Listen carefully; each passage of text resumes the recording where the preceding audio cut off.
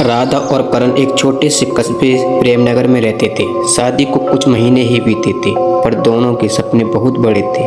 करण का चिकन बिरयानी का ठेला शहर की जान बन चुका था। लोग दूर दूर से उसकी बिरयानी का स्वाद लेने आते थे।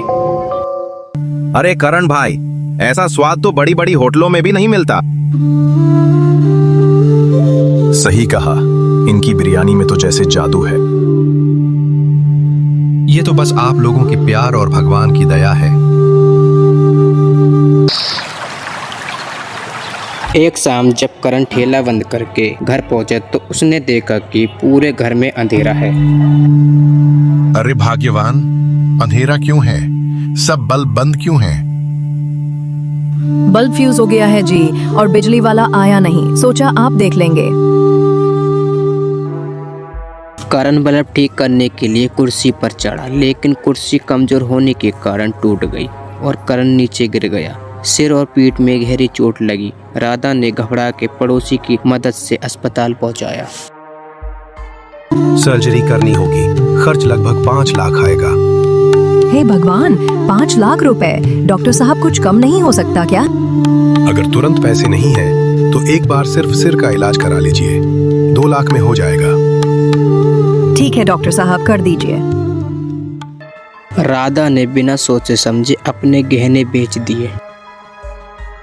फिर भी कुछ पैसे कम पड़ रहे थे, इसलिए राधा को करण का ठेला भी बेचना पड़ा। फिर राधा अस्पताल जाकर पैसा जमा करती है।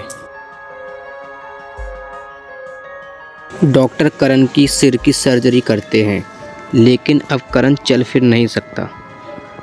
अब राधा को ही करण का ख्याल रखना था। ये लीजिए जी, खाना खा लीजिए, फिर आपको दवाई भी लेनी है ना?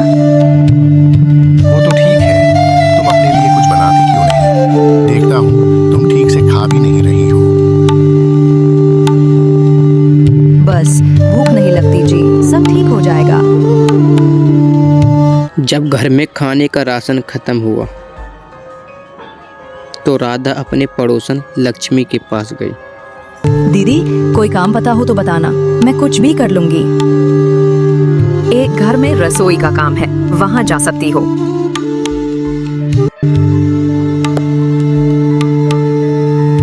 राधा वहां गई तो राधा को सीमा मैम साहब ने कहा, हमारे यहाँ हर दिन कुछ नया बनाना होगा, जैसे बिरयानी, कोफ्ता, कबाब।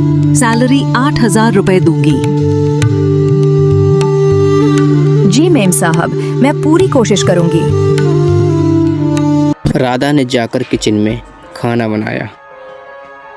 चिकन बिरयानी, कोफ्ता, कबाब।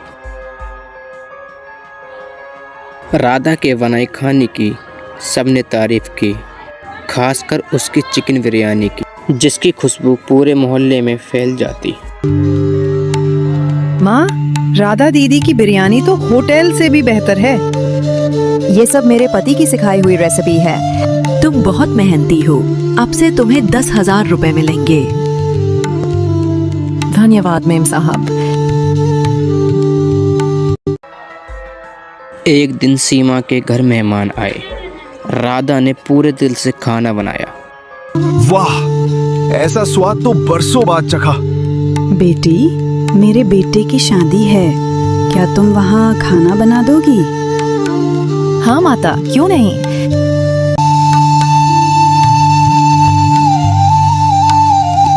राधा वहाँ शादी में गई। राधा ने शादी में खाना बनाया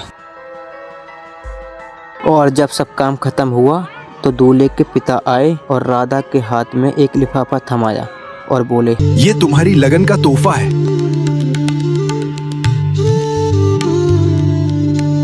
राधा तोहफा लेके घर आ गई। राधा ने देखा तो लिफाफे में 1 लाख रुपए थे। करण देखो, अब हम फिर से ठेला लगाएंगे और तुम्हारा इलाज भी पूरा हो जाएगा। राधा ने एक नया ठेला खरीदा और फिर से अपना ठेला लगाने लगे। धीरे धीरे करण भी ठीक हो गया और अपने दोनों सपने पूरे करने लगे।